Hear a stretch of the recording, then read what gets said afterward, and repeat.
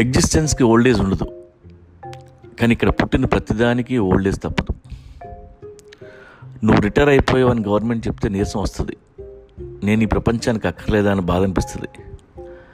సడన్గా అందరూ పట్టించుకోవడం మానేస్తారు, భవిష్యత్ చీకట్లా ఉంటుంది.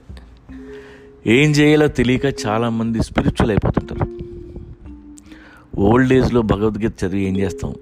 చదివితే చిన్నప్పుడు చదవాలి, కొంచెం జాగ్రత్త పడేవాళ్ళం.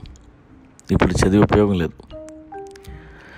ఆ రామకోట రాస్తూ మీ పిల్లలకు కనపడకండి, మిమ్మల్ని ముసలాళ్ళ గెలిపేస్తారు. మీ పిల్లలకి ఏమీ తెలియదు అనుకోవద్దు.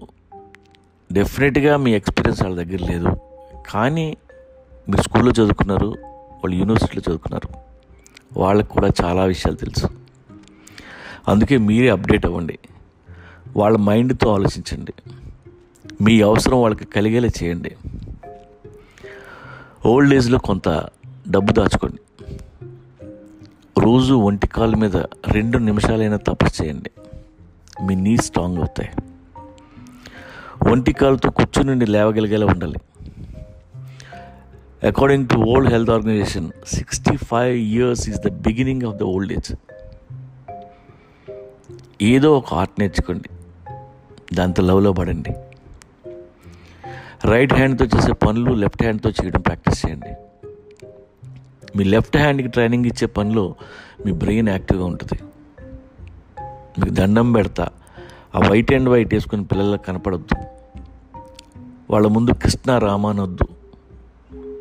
యోగా చేస్తున్నానని చెప్పకండి, ఐఎమ్ గోయింగ్ ఫర్ వర్కౌట్ అని చెప్పండి, లేదంటే ముసలినా కొడుకు లిస్టులో పడేస్తారు మిమ్మల్ని. యంగ్స్టర్స్తో ఫ్రెండ్షిప్ చేయండి. మీకోసం యంగ్స్టర్స్ మీ ఇంటికి రావాలి, అది మీ పిల్లలు చూడాలి. ఎంత డబ్బున్నా ఖాళీగా ఉండొద్దు, ఏదో ఒక పని చేయండి, గ్రేస్ఫుల్గా కనపడతారు.